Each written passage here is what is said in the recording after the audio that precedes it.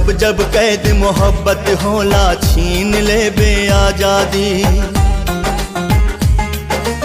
ओहो नायाबाद रहल जे प्यार के सोचलस बर्बादी। लागे ना मोर जियरा हो जानम, कैसे बताई तोहके कैसे।